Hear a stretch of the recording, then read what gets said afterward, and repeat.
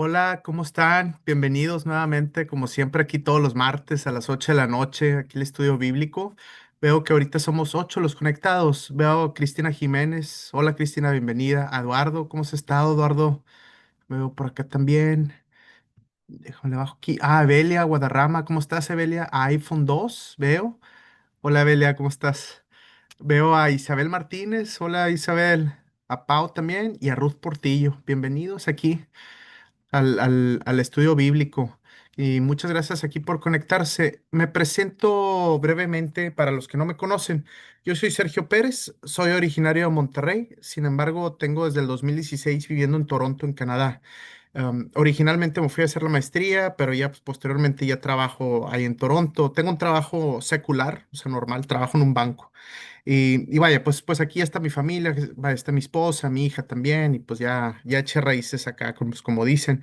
Y parte de mi tiempo libre, o sea, fuera de las horas de mi trabajo, la dedico a predicar la palabra uno a uno, generalmente a través de mensajes de Facebook y de WhatsApp. Y aparte también en el estudio bíblico de todos los martes. Esto lo hago sin pedir nada a cambio, simplemente pues para que las personas conozcan sobre la palabra de Dios, específicamente el Evangelio. Y creo muy importante tener estudios bíblicos para leer directamente la Biblia. Y pues básicamente ese es el objetivo del estudio bíblico, leer los cuatro libros del Evangelio que nosotros tenemos, el libro de Mateo, Marcos, Lucas y Juan. Como sabrán, pues ya en estudios anteriores ya hemos leído dos de los libros, vaya Mateo y Marcos. Esos videos los pueden ver a través de Facebook y YouTube porque ahí se suben cada semana. Y ahorita vamos por empezar el tercer libro que es el de Lucas. Y ahorita vamos a entrar un poquito más a detalle sobre los libros en general y ese sobre Lucas. Entonces, pues podamos empezar lo que es este estudio bíblico con una oración. Vamos a tener más o menos unos 40 minutos de lectura y luego los últimos 10 minutos va a ser para hablar de algún tema en particular ya de manera abierta donde todos vamos a poder conversar, que si en dado caso quieren opinar. Entonces vamos a iniciar. Padre Santo, gloria sea tu nombre, Señor. Exaltado seas en los cielos y la tierra. Muchas gracias, Señor, por todas las bendiciones que tú nos das. Primeramente por nuestro aliento de vida día a día que nos das, nuestra manutención física, nuestra comida, el dinero que nos das. Al final del día tú lo provees, Señor. Muchas gracias por todo. El día de hoy te pedimos que nos puedas bendecir con el Evangelio de Lucas, Señor, que vamos a iniciar en este momento. Te damos muchas gracias por la vida de tu Hijo Jesús, que dio su vida en sacrificio hace más de 2000 años, y también por la vida de sus discípulos aquel entonces de hace 2000 años, de los apóstoles y también de los autores de los evangelios, Señor. Muchas gracias porque tanto a través de Jesús como a través de sus discípulos tenemos todas esas enseñanzas y nos dan ese camino de luz que nosotros podemos seguir. Nuevamente, muchas gracias en el nombre de Cristo Jesús. Amén y amén. Bueno, pues vamos aquí a empezar. Voy a compartir mi pantalla donde vamos a leer lo que es la Biblia aquí directamente. Y pues vamos a iniciar con una introducción sobre el libro de Lucas. Como ya habíamos visto anteriormente, los cuatro libros históricos, evidencia histórica que tenemos de la vida de Jesús, hay otros libros aparte, pero los cuatro principales son los cuatro libros del Evangelio. Eso los encontramos iniciando el Nuevo Testamento de la Biblia. En el Nuevo Testamento, que es básicamente como que la última parte de la Biblia, los primeros cuatro libros son los libros propiamente del Evangelio. Así se divide la Biblia, básicamente como que antes del nacimiento de Cristo, que es el Viejo Testamento, que abarca hasta 1500 años antes de Cristo, ¿sí? Y luego pues ya la vida de Cristo en adelante, y vaya, pues la vida de sus discípulos que lo conocieron. Entonces, básicamente es eso. Y los primeros cuatro libros escriben la vida de Jesús bajo el testimonio de cuatro diferentes personas. Cada libro es ligeramente diferente porque al final del día es de un autor diferente que se enfoca a lo mejor en eventos un poco diferentes o el lenguaje igual, pero últimamente lo que es la biografía de Jesús queda muy clara, los principales milagros que hizo y últimamente lo que fue su muerte en la cruz y su resurrección queda bien claro. Porque de repente igual, o sea, hay personas que argumentan, no, pero es que estos libros, uno viene, dice algo y el otro dice algo un poquito diferente. Generalmente esas pequeñitas diferencias son diminutas. Últimamente es porque la versión varía un poquito dependiendo de la persona. Es como si de repente tú intentaras escribir la biografía de tu papá y de repente le pides a tu hermano que escriba la biografía de tu papá también. Entonces vas a tener dos biografías diferentes, con lenguajes diferentes, palabras diferentes, y a lo mejor uno que otro van a haber ligeras diferencias. Es decir, oye, ¿sabes qué? Tu hermano le puso énfasis en ciertos eventos, tú le pusiste énfasis en otro tipo de cosas que tú viviste. A lo mejor tu hermano no estuvo presente cuando tu papá hizo algo, cuestiones así por el estilo. Pero últimamente la biografía, así en general, pues queda muy clara. Entonces, eso es básicamente lo que son los cuatro libros del Evangelio. Cada uno es un poco diferente. Como habíamos hablado anteriormente, el libro de Mateo, que es el primero, eh, ese libro se enfoca más en los judíos de hace 2000 años. Va dirigido más hacia los judíos que vivieron hace 2000 años, que estaban vivos en aquel entonces. Menciona mucho las escrituras sagradas del pasado, del Viejo Testamento, las profecías, porque pues Mateo asume que obviamente los judíos pues saben sobre el Viejo Testamento. El libro de Marcos es el más corto, generalmente es el del lenguaje más sencillo y es el más directo. Históricamente hablando, se conoce que fue el primer evangelio que se escribió más o menos por el año 70 después de Cristo. Y Marcos fue discípulo del apóstol Pedro. O sea, estaba Jesús, Pedro fue discípulo directo a Jesús y Marcos es como una segunda generación, fue discípulo de Pedro, vamos a decirlo así. Inclusive Marcos llegó a conocer a Jesús porque la última cena se celebró en la casa de Marcos propiamente. Pero vamos a decirlo así que es como una segunda generación y se le conoce como si fuera la versión de Pedro por lo mismo, porque fue discípulo de Pedro. Y luego tenemos este libro con el que vamos a empezar, que es el Lucas. Igualmente, Lucas es como una segunda generación, entre comillas, donde está Pablo, que es apóstol de Jesús, ¿sí? Y Lucas fue discípulo de Pablo, entonces es una segunda generación. Lucas, vaya, se sabe que fue un médico, es una persona estudiada. Vamos a leer aquí que su lenguaje es más preciso que el de Marcos. Es muy preciso, es muy minucioso, vaya, Lucas, con las cuestiones de las fechas, de las ubicaciones. También se centra mucho en los milagros físicos, en las curaciones, posiblemente porque Lucas, por ser médico, pues le impresionaba mucho ese tema de los milagros, o sea, de las enfermedades. Y por lo mismo que era estudiado, pues le daba mucha precisión en su texto porque lo quería escribir. Regresando un poquito, el libro de Marcos va dirigido a los gentiles, en otras palabras, a las personas que no son judías, que eran como extranjeras, que no conocían mucho sobre Dios, vamos a decirlo así. Y Lucas, específicamente el libro de Lucas, va dirigido a una persona que se llama Teófilo. Se argumenta que a lo mejor Teófilo era una persona romana, en otras palabras, a lo mejor fue un gentil, no se sabe, vaya, pues a ciencia cierta, o a veces a lo mejor dicen Teófilo porque en griego significa amigo de Dios, a lo mejor se dirige a las personas cristianas, pero le pone el nombre Teófilo, no se sabe. Pero por lo que sí se sabe y está escrito, está escrito que se dirige a una persona que se llama Teófilo.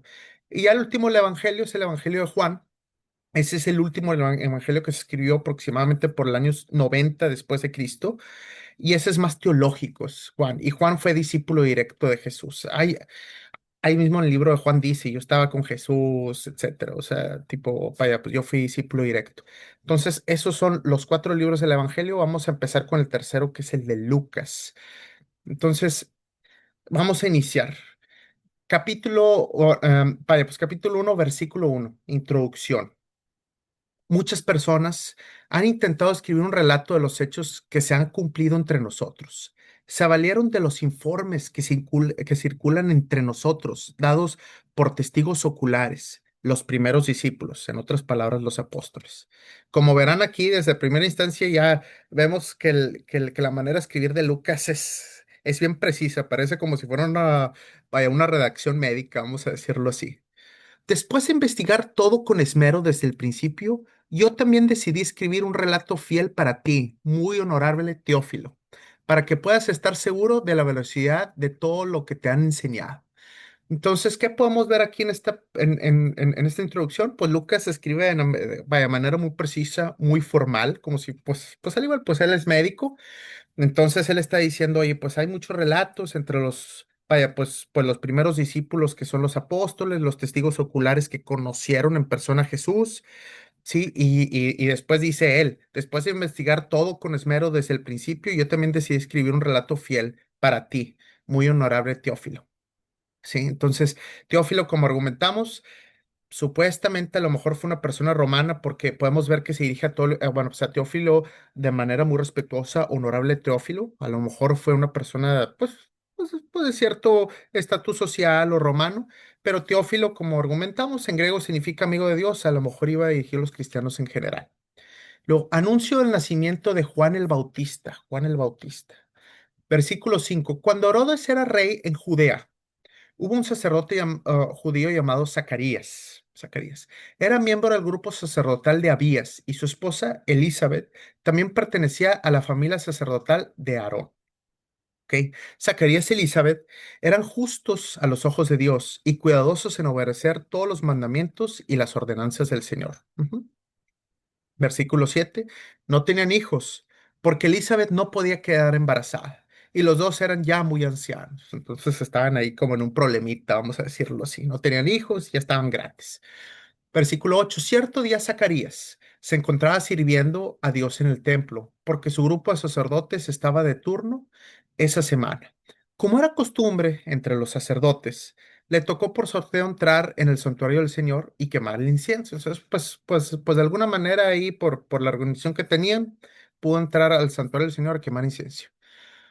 Mientras el incienso se quemaba, una gran multitud estaba afuera orando. ¿Ok? Y mientras Zacarías estaba en el santuario, se le apareció un ángel del Señor. Me imagino que Zacarías estaba así, de pie a la derecha del altar del incienso. Cuando Zacarías lo vio, se alarmó y se llenó de temor. Pero el ángel le dijo, no tengas miedo, Zacarías. Vamos a ver, porque normalmente en la Biblia, cuando se menciona en la Biblia que se aparece un ángel, notamos que muchas veces las personas están llenas de temor. Posiblemente, pues obviamente se impresionan por vamos a decirlo así, por la imagen o el físico del ángel. Sí, a lo mejor, "Ay, pues, ¿qué es esto? Sí, entonces normalmente las personas, la primera reacción es que les entra un poquito de pánico, de miedo. Yo asumo que si algún día veo un ángel, posiblemente voy a estar igual, como dicen, sacado de onda. Entonces, Zacarías lo vio, se alarmó, se llenó de temor, pero el ángel le dijo, no tengas miedo, Zacarías. Dios ha oído tu oración. Tu esposa, Elizabeth, te hará un hijo y lo llamarás Juan. ¿Ok? Tendrás gran gozo y alegría, y muchos se alegrarán de su nacimiento, porque él será grande a los ojos del Señor. ¿Ok? No deberá beber vino ni ninguna bebida alcohólica, y será lleno del Espíritu Santo aún antes de nacer. ¿Ok? Y hará que muchos israelitas vuelvan al Señor su Dios. Será un hombre con el espíritu y el poder de Elías. Preparará a la gente para la venida del Señor. Aquí es muy importante esa última frase, preparará a la gente para la venida del Señor. De alguna manera, es ese bebé que iba a nacer, Juan, iba a preparar el camino para la venida del Señor. Así dijo el ángel. Ok, como que iba a introducir, iba a empezar. Inclinará el corazón de los padres hacia los hijos y hará que los rebeldes acepten la sabiduría de los justos. Entonces, este bebé, este supuesto bebé que iba a nacer Juan, sí, pues iba a ser un gran movimiento. Sí, Zacarías le dijo al ángel, ¿cómo puedo estar seguro de que ocurrirá esto? Yo soy muy anciano y mi esposa también es de edad avanzada. Entonces el ángel dijo, yo soy Gabriel, estoy en la presencia misma de Dios. Fue él quien me envió a darte esta buena noticia. Pero cuando y aquí va. Pero ahora, como no creíste lo que te dije, te quedarás mudo, sin poder hablar hasta que nazca el niño. Ok, entonces posiblemente, como podemos ver aquí, como que Zacarías pues dijo, ¿y cómo estoy seguro que esto va a pasar? Yo estoy muy grande, mi esposa está muy grande. Posiblemente si yo hubiera sido Zacarías hubiera hecho la misma pregunta. O sea, si de repente, oye, ¿sabes qué? Pues a lo mejor tengo 60 años, 70 años y mi esposa a lo mejor tiene edad avanzada, pues no se me hace muy lógico, pero bueno, pues Gabriel le dijo esto. Ahora, porque no me creíste lo que te dije, te quedarás mudo, sin poder hablar hasta que nazca el niño. Sí, te aseguro que mis palabras se cumplirán a su debido tiempo. Ok.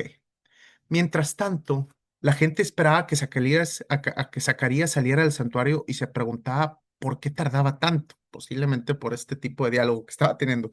Cuando por fin salió, no podía hablarles. Entonces, por las señas que hacía y su silencio, se dieron cuenta que seguramente había tenido una visión en el santuario.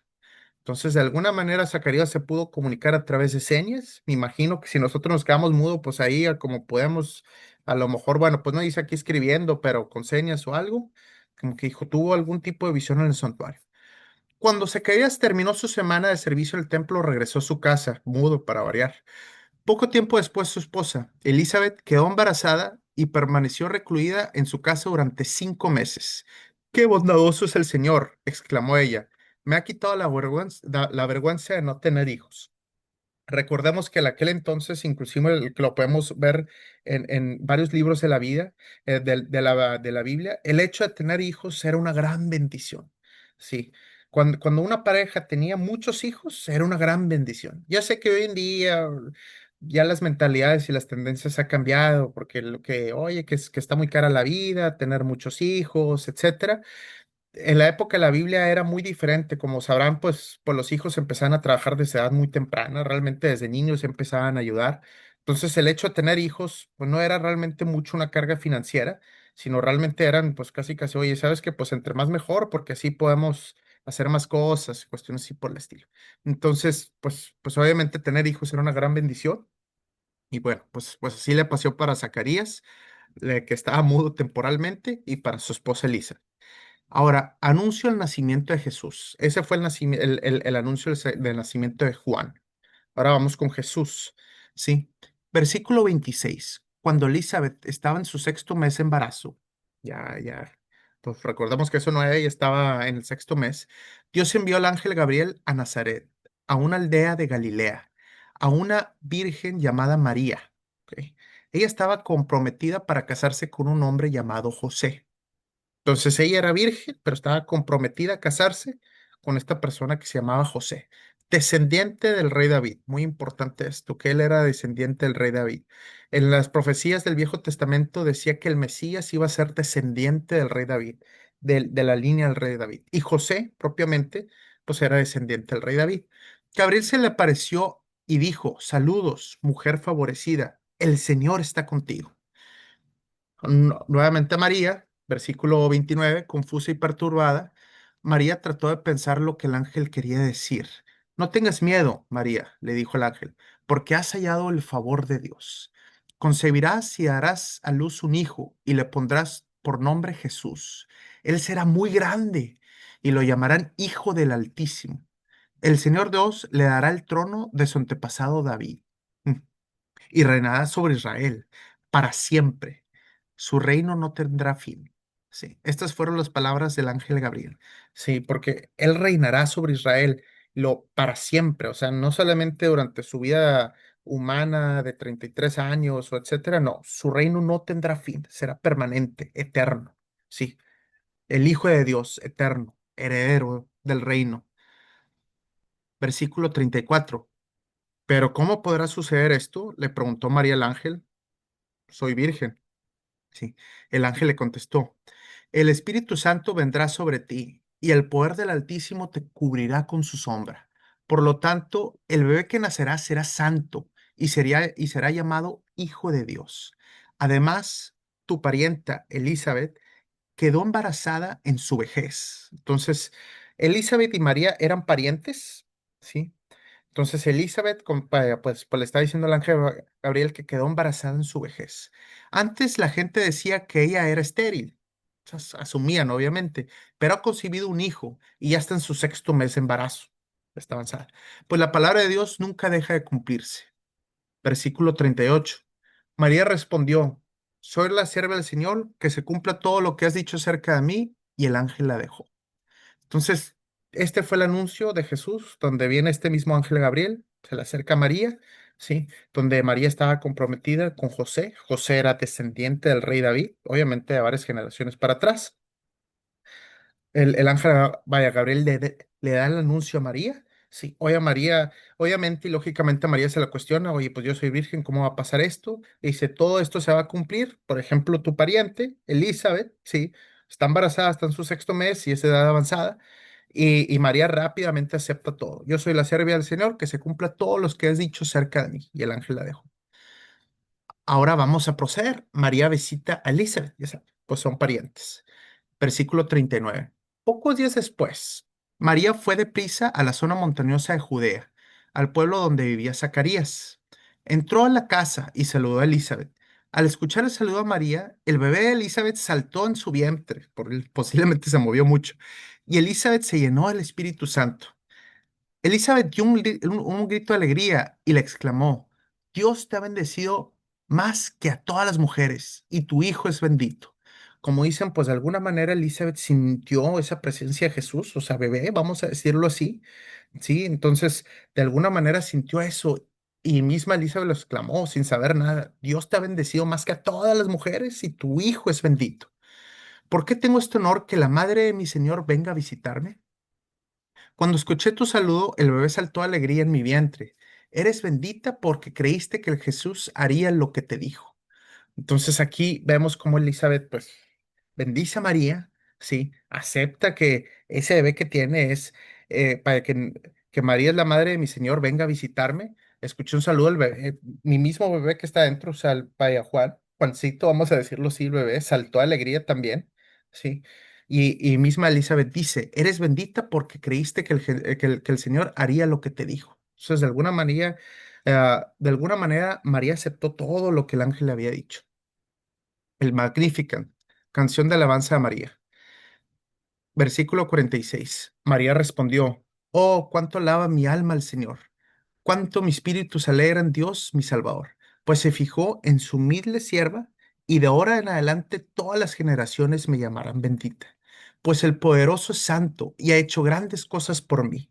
Él muestra su misericordia de generación en generación a todos los que le temen. Sí, su brazo poderoso ha hecho cosas tremendas. Dispersó a los orgullosos y a los altaneros. A príncipes derrocó de sus tronos y exaltó a los humildes. Al hambriento llenó de cosas buenas y a los ricos despidió con las manos vacías. Ayudó a su siervo Israel y no se olvidó de ser misericordioso, pues lo prometió a nuestros antepasados, a Abraham y a sus descendientes para siempre. Y María se quedó con Elizabeth unos 3 meses y luego regresó a su casa. Entonces vemos lo que es es esta canción aquí a María. Y pues básicamente hay que prestarle atención un poco donde obviamente María está grandemente, vaya bendecida y alegre y agradecida por su situación, ¿sí? Y luego, aquí se comenta, su brazo poderoso hizo cosas tremendas. Versículo 52. Vemos un poquito como posición en el aspecto de que a príncipes derrocó de sus tronos y exaltó a los humildes. Recuerden, los primeros serán los últimos y los últimos serán los primeros. A los príncipes se van para abajo y los humildes se van para arriba. Al hambriento, al necesitado, llenó de cosas buenas y a los ricos despidió con las manos vacías. Ayudó a su siervo Israel y no se olvidó de ser misericordioso. Por eso muchas veces y en ocasiones a mí me han preguntado, oye Sergio, es que pues yo noto que, por ejemplo, ciertas personas, pues veo que les va bien. Por ejemplo, las personas que hacen trampa, que roban dinero. Ve tú a saber en México narcotraficantes o políticos corruptos o que andan haciendo, como dicen, tranzas, como que las personas, vamos a decirlo así, entre comillas, malas, vemos que les va bien, que son ricos y que les va bien. Y a las personas que son más o menos honestas o de buen corazón, pues como que no les va tan bien, sí. Y eso se nota muchas veces en nuestras vidas, definitivamente. Pero ¿qué pasa? Dios nos promete una vida eterna. Después de esta vida carnal, al que era humilde de corazón, al que era bueno de corazón, al que seguía la voluntad de Dios fielmente, a ese lo va a exaltar. Pero el rico, y no solamente rico, pero el orgulloso, al rico, al tramposo, a esa persona que en su vida terrenal pues sí tenía muchas cosas, ese se va a ir para abajo. Y eso se menciona muchas veces en la Biblia, ¿sí? Como que va a haber un switch, vamos a decirlo así, como un intercambio, ¿sí? De esas personas que eran, vaya, pues que eran poderosas y ricas y muy orgullosas de sí mismas para abajo, y a los que eran humildes para arriba. Ojo, no significa que si tú eres pudiente o si te va bien económicamente, en automático eres persona mala, o que si tú eres pobre, en automático vas a ser persona buena. No significa eso. Es más que todo tema del corazón. ¿Cómo está tu corazón? Sí, ¿Eres humilde, tienes buen corazón, eres respetuoso, sigues las leyes de Dios? ¿O eres arrogante, eres soberbio, haces solamente tu voluntad y no la de Dios? Se enfoca más en el corazón. Las personas ricas normalmente en nuestro mundo terrenal, pues bueno, ser rico lo vemos como una cosa favorable, una cosa buena. Oye, pues sí, tienes una casa grande, un carro muy bonito, muy bien. Pero realmente espiritualmente hablando, ante los ojos de Dios, ser rico es como tienen un reto más. ¿Sí me explico? Sí, espiritualmente tienen un reto adicional a las personas humildes. ¿Por qué razón? Tienen muchas cosas materiales, tienen con qué distraerse, se distraen más con la avaricia, con el dinero, con las cosas materiales, asumen que todo lo pueden hacer por ellas mismas. Entonces tienen ese reto, vamos a decirlo así, como ah, ese reto espiritual adicional a las personas que a lo mejor no tienen tantas cosas materiales. Y por el hecho de no tener tantas cosas materiales, empiezan a lo mejor a ser un poquito más humildes y más espirituales, vamos a decirlo así. A esa conclusión quisiera yo compartirles. Ser rico no significa que en automáticamente seas malo y ser pobre no significa que en automáticamente seas bueno. Pero lo que sí es que los ricos, aunque nosotros lo vemos de manera buena ser rico, espiritualmente tienen ahí como un obstáculo espiritual más grande que la persona humilde. Sí, normalmente. El mismo Jesús lo dice. Ay, ¿cómo es tan difícil que un rico entre al reino de los cielos? Mismo Jesús también lo dice. ¿Por qué? Porque obviamente los ricos se enfocan mucho su vida en las cuestiones materiales. Vamos a continuar leyendo. Nacimiento de Juan el Bautista. Versículo 57. Cuando se cumplió el tiempo para que naciera el bebé, Elizabeth dio a luz a un hijo varón. Todos sus vecinos y parientes se alegraron al enterarse de que el Señor había sido tan misericordioso con ellos. El bebé, vamos a decirlo así, pues nació bien. Cuando el bebé cumplió 8 días, todos se reunieron para la ceremonia de circuncisión, que era una ceremonia tradicional judía, que todavía se celebra, vaya, pues hoy en día. Querían ponerle por nombre Zacarías, como su padre, pero Elizabeth dijo, no, su nombre es Juan. Ujú. ¿Cómo? Exclamaron, no hay nadie en tu familia con ese nombre. Inclusive yo me imagino que, que nuestras fechas de repente, y ¿sabes qué? ¿Por qué Juan? Pues nadie tiene ese nombre en tu familia. ¿Por qué razón? Lo normal es que a lo mejor se llame como su padre o algo parecido, o a lo mejor algún nombre de algún familiar cercano. Entonces le preguntaron por gestos, porque recordamos que estaba mudo, al padre, ¿cómo se llamará? Zacarías pidió con señas que le dieran una tablilla para escribir, imagino, pues para. Y por sorpresa de todos, escribió, su nombre es Juan. Entonces, de alguna manera, oye, pues, ¿cómo se va a llamar este bebé? Y pues Zacarías, como estaba mudo, pues, a ver, pásame algo para escribir. Su nombre es Juan. Al instante, Zacarías pudo hablar de nuevo y comenzó a alabar a Dios. En ese momento, o sea, 8 días después de que vaya, nació Juan, ya se le quitó esa cuestión de ser mudo, vaya, Zacarías, que últimamente fue un milagro. Versículo 65.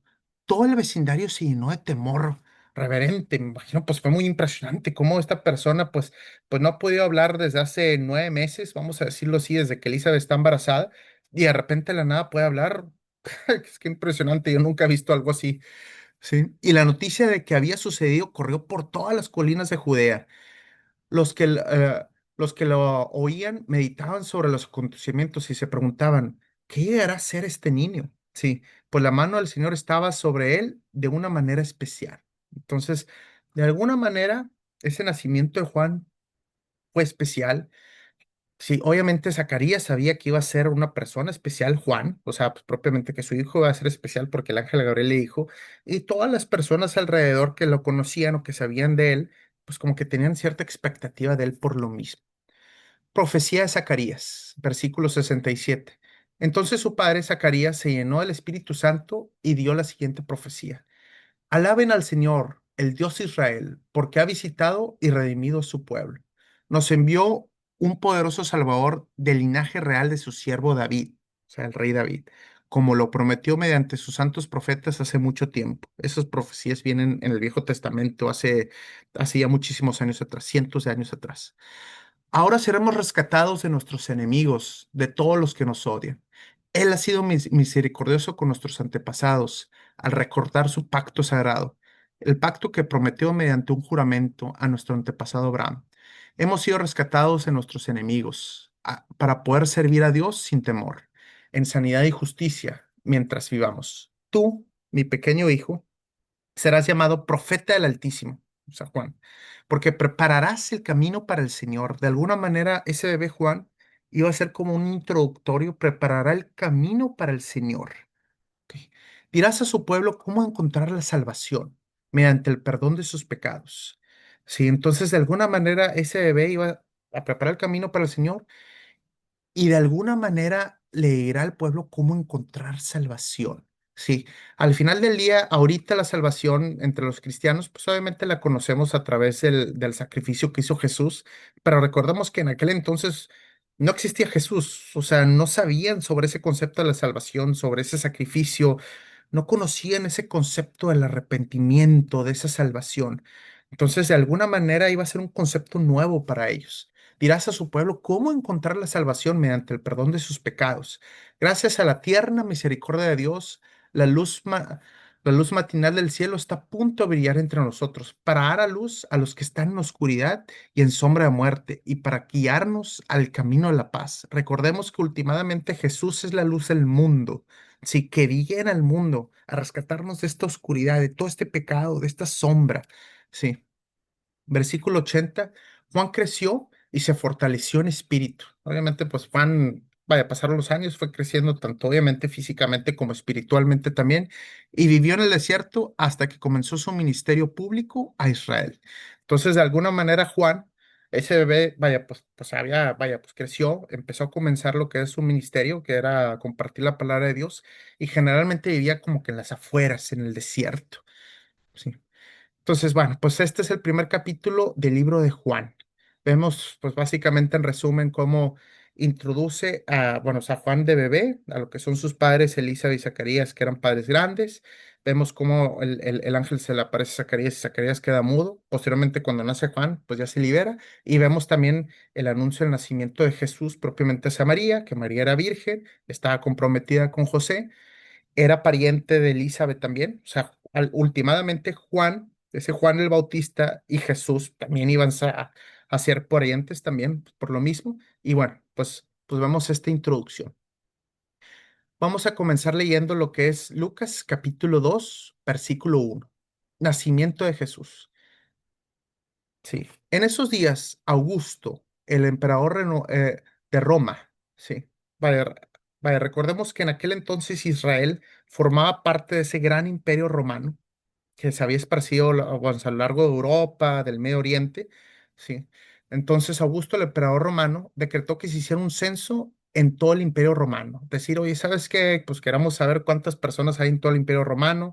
Obviamente, pues Roma, vamos, a través de sus soldados, similar a como lo hizo España con México y en toda Sudamérica, pues igual iba conquistando tierras, vaya, poco a poco se iba expandiendo y querían saber, pues, cuántas personas vivían en el imperio. Posiblemente era un dato que no lo tenían así muy a la mano y querían tener una idea. Este fue el primer censo que se hizo cuando Cirenio era gobernador de Siria. Ujú.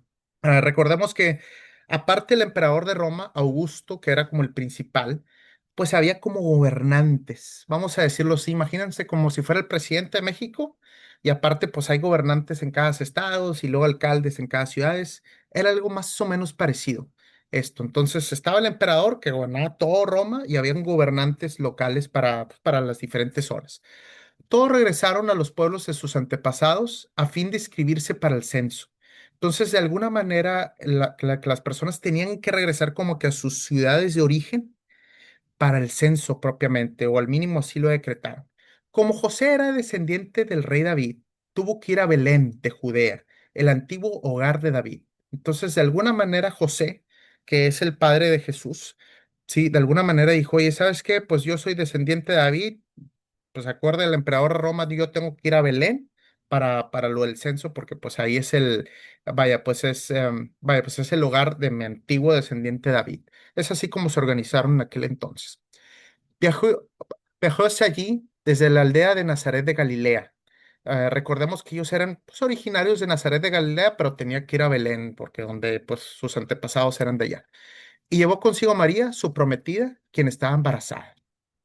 Mientras estaban allí, Llegó el momento para que naciera el bebé, Jesús. María dio a luz a su primer hijo varón, lo envolvió en tiras de tela y lo acostó en un pesebre, sí, porque no había alojamiento disponible para ellos. Siempre el pesebre, pues lo hemos visto ahí en los nacimientos de Navidad, que es como si fuera así una mini cunita así chiquita donde cabía el bebé. Cabe señalar que ese pesebre propiamente eran donde comían los animales. Sí, donde comían los cerdos y las vacas, ya saben que le ponen así el pesebre y luego empiezan a comer así la comida. Bueno, ahí tuvo que colocar al bebé Jesús en ese pesebre. Sí, porque normalmente nosotros lo vemos así en los nacimientos y pensamos, ah, pues es una cunita chiquita, pero pues originalmente ese era el pesebre. Entonces, bueno, pues voy a dejar aquí propiamente lo que es la lectura, capítulo 2 versículo 6. Como podemos ver, Lucas va empezando poco a poco, es mucho más descriptivo en general, sí. Es mucho más descriptivo que Marcos, el libro pasado que lo vimos. Por lo mismo, desde Lucas en el inicio del libro dice, oye, ¿sabes qué? Hice esta investigación tal cual. Entonces, bueno, te estoy relatando, Teófilo, sí, que esto es lo que es el testimonio de Jesús, vamos a decirlo así, lo que es la biografía de Jesús. Es un libro muy bueno. Vamos a seguir leyendo ya que inicia un poco lo que es el ministerio de Jesús. Como pueden ver, pues esto es introductorio, donde está contando el nacimiento de Juan y ahorita pues también de Jesús, pero ya en los próximos estudios de los próximos martes ya vamos a entrar un poquito más a detalle en obviamente el ministerio de Jesús y más que todo y lo más importante sus enseñanzas, que es en lo que estamos aquí. Y ahora para esta parte en particular, vamos a preparar. Aquí veo que somos 13 ahorita los conectados. Quiero hablar sobre un tema así de manera abierta. Ah, Déjame nada más veo aquí, lo minimizo un poquito porque tengo aquí unas notas que quería compartirles. Y voy a intentar bajar esta manita que se me acaba de subir aquí. Ok. Em, Generalmente en el pasado, en otros estudios bíblicos, yo había hablado de los diferentes tipos de pecado que existen. Sí, había hablado de la avaricia, de la lujuria con tema sexual, a lo mejor de los vicios como el alcohol, las drogas, cuestiones así por el estilo. También había hablado del perdón propiamente, de cómo es importante perdonar y perdonar rápido. Y ahora quiero hablar de, de un pecado que, te soy sincero, a lo mejor las personas no lo notan así de manera directa como malo, o sea, no es como matar o como mentir o algo por el estilo, o cometer adulterio, que son así como eventos que claramente son pecados. Quiero hablar de la arrogancia, sí, que es un pecado y es un pecado grande, pero comento, de repente nosotros no lo notamos como malo porque se puede disfrazar un poquito.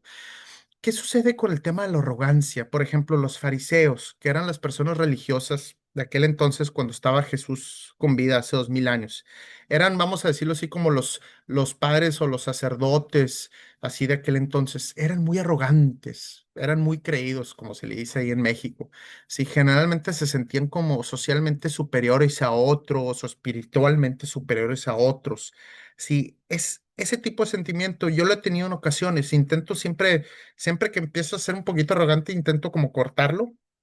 Cuando era chico, adolescente, pues sí, de repente estás en la escuela y quieres ser un poquito arrogante o vaya, quieres llamar la atención a las personas y quieres hacerte el importante o cosas así, a lo mejor a veces en el trabajo o con cierto grupo de personas. Sí, vaya, yo recuerdo mucho la secundaria y la preparatoria, pues el hecho de estar así, pues para tener la atención de las personas o cosas así. A veces también nos pasa a nosotros como cristianos. De repente, oye, ¿sabes qué? Yo soy cristiano, yo voy a la iglesia, voy a los estudios bíblicos, yo aquí, vaya, tengo un ministerio o ayudo en ciertas cosas o dono dinero, cuestiones así por el estilo. A veces se nos empieza como dicen, como que a subir el humo y empezamos a ser un poquito arrogantes. Y a veces de repente podemos criticar a otras personas. Ay, em, ese otro hermano que es cristiano, no creo que sea cristiano de verdad porque no hace la voluntad de Dios. Es como cristiano de esos tibios o ligeros o esos cristianos falsos. O a veces con nuestros amigos ateos que de repente a mí me llega a pasar, intento yo cortarlo. Con eso yo tengo que trabajar personalmente. De repente, pues vemos a nuestros amigos que están en pecado o algo por el estilo, ya sea que tomen mucho o que vayan a strip clubs, a table dance o cosas así por el estilo. Y pues no entra en nuestra cabeza como criticarlos o cosas así. Entonces, pues de repente empezamos a ser como arrogantes. Yo soy superior a estos amigos que están haciendo pecado. ¿Qué sucede? Debemos hacer todo lo contrario. En lugar de ser como los fariseos, creídos, arrogantes, sí, ser humildes, tranquilo, como lo que era Jesús, humilde. No creído, no arrogante, mira, yo soy así el mejor, sino ser humilde. Vaya, humilde, tener ese corazón abierto, humilde. Sí, últimamente todos y cada uno de nosotros, por más que nos creamos muy cristianos, muy buenos, necesitamos de Jesús. Todos batallamos con pecados, con ciertos pecados. Sí, cada quien de manera un poquito diferente, de manera personal o individual, pero podemos batallar con avaricia, con lujuria, con vicios, a veces con depresión severa, que estamos constantemente tristes, a veces decimos mentiras, por ejemplo, a veces nos enojamos con las demás personas, también las herimos a nuestros padres, a nuestros hijos, a nuestros amigos, a nuestros hermanos. Todos ocupamos del Señor para sanar nuestros pecados. Y eso hay que siempre recordarlo. Cuando veamos una persona que según ante nuestros ojos es peor que nosotros, primero debemos de vernos a nosotros mismos. Sí, de que, oye, ¿sabes qué? Por ejemplo, mis amigos, oye, están batallando con lujuria porque van a strip clubs. Ok, pero yo también batallo con lujuria. A lo mejor no voy a strip clubs, pero también de repente empiezo a tener ideas vaya, pues en mi cabeza. Sí, entonces recordar que nosotros también necesitamos de esa salvación, de ese, vaya, pues de Jesús. Y eso nos hace humildes, como que dicen, como que nos jalan un poquito la tierra. En lugar de estar así como por la nube, nos jala un poquito la realidad hacia la tierra. Y últimamente es ayudar a los demás. Recordemos que ese es el objetivo final nosotros como cristianos, es el hecho de ayudar a las demás personas. No solamente crearlos muchos, sino realmente intentar ayudar a las demás personas. Y cuando nosotros sintamos que de repente empezamos a ser arrogantes, soberbios también, es una, vaya, pues una palabra parecida, recordar que no hay que ser como eso. Imagínate, por ejemplo, el pecado que cometió el ángel caído Lucifer, el hecho de ser arrogante, oye, yo soy el más hermoso de todos, yo quiero el trono de Dios. Ese fue el pecado original, el primer pecado. No tanto fue avaricia, lujuria, sí, fue esa soberbia. Entonces, es un pecado muy importante que a veces, como digo, puede pasar desapercibido. El hecho que seas un poquito creído puede pasar desapercibido, no verse como malo o como pecado, pero ante los ojos de Dios y espiritualmente sí es un pecado muy importante que debemos, pues nosotros que atacar de manera personal vaya, si están ahí en nuestras vidas. Am, bueno, pues el día de hoy quería hablar sobre ese pecado en particular, dar un poquito lo que son mis comentarios. Ahorita voy a abrir los micrófonos para que podamos, vaya, pues básicamente hablar. No sé si quieran hablar sobre este tema en particular o algún otro tema que ustedes quieran conversar al respecto. Ahorita pues es libre ahí para cualquier duda, comentario que quieran hacer, libremente. Ujú. No sé si alguien quiera platicar. Yo, Hola Daniel, sí, gracias aquí pues por compartir. hola, buenas Ujú. noches. Buenas noches. Pues sí, como tú mencionas, la arrogancia es muy importante y a veces no nos damos cuenta por lo mismo de que tal vez no es un pecado que se note, Ujú, pero yo lo he visto en mí mismo porque a veces nosotros, bueno, en particular, a veces nos empezamos a cultivar tanto de la palabra o creemos que nos estamos cultivando y personas que no están tan estudiadas o tan documentadas, las empezamos a ver como, yo hablo por mí, como que no están tan cerca de Dios o no están no quieren tanto a Dios, pero de esa manera yo me doy cuenta y digo, no, tú estás mal, deja que la gente vaya a su propio paso, tiene su propia forma de estudiar, tiene su propia forma de acercarse a Dios. Entonces lo digo por mí, que sí, si es un pecado que uno debe de tener cuidado, o a veces hasta cuando un hermano te pregunta algo y tú lo quieres ver como menos, porque tú tienes el conocimiento en lugar de compartírselo, casi casi le estás como presumiendo, y sí. no debe de ser así. Te digo, yo me doy cuenta en mí, lo hablo por mí en lo personal, de, de que a veces sí nos gana un poco la arrogancia y no debe de ser así, debemos de ser humildes y debemos de entender que cada quien va a su paso en todos los aspectos, ¿no?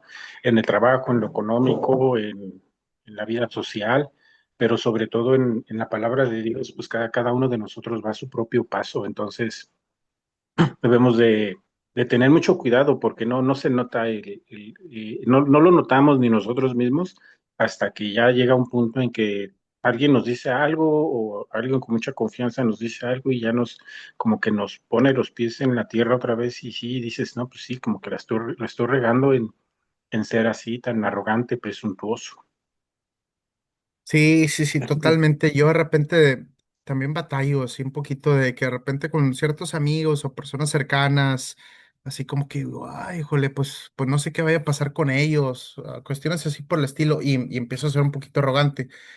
Pero yo siempre me acuerdo, por ejemplo, en mi vida particular, como lo había mencionado ya anteriormente, yo, vaya, pues mis papás me iban a la iglesia desde que era niño, o sea, desde que tengo conciencia todos los domingos. Pero como decía, a mí me valía, o sea, me entraba el sermón por un oído y me salía por el otro, y eso pasó todo el tiempo, todo el tiempo. O sea, yo vivía una vida y pues más que todo ya más grande de adolescente, adulto joven, pues yo hacía lo que yo quería. Sí, iba a la iglesia y todo y así, pero yo hacía lo que yo quería. Am, y no fue recientemente, hace 5 años, o sea, no hace mucho, el año 2020 realmente pues fue cuando pegó COVID y así, que empecé a tener ciertas preguntas, vamos a decirlo así como espirituales, existenciales, y decidí leer la Biblia de principio a fin. Entonces, ahí fue cuando a partir de ahí, o sea, hace 5 años, se empezó a ver realmente una conversión real conmigo. Y yo recuerdo, oye, Sergio, pues vete a ti mismo en el espejo. Por 30 años tú fuiste a la iglesia, por 30 años te valía lo que tú estabas escuchando.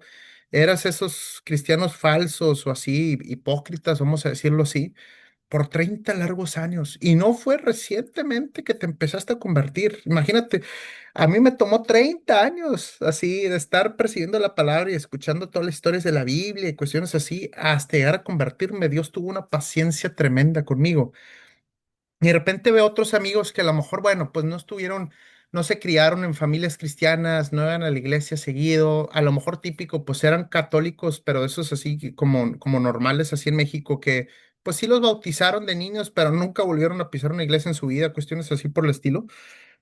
Entonces digo, bueno, pues ellos no tienen tanta cercanía a Dios, eh, etcétera, su vida ha sido diferente, pues hay que tener paciencia. Si Dios tuvo una paciencia enorme conmigo, sí, entonces pues hay que tener paciencia un poquito con las demás personas. Como tú mencionabas, Daniel, a veces pues la vida de cada persona es diferente, o sea, no sabemos la conclusión, qué va a pasar, pero siempre hay que tener un poquito ahí de paciencia y no ser arrogantes.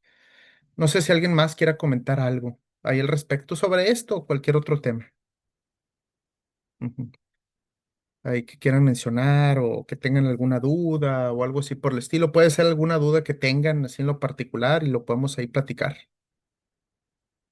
Mm, ahí como ustedes vean.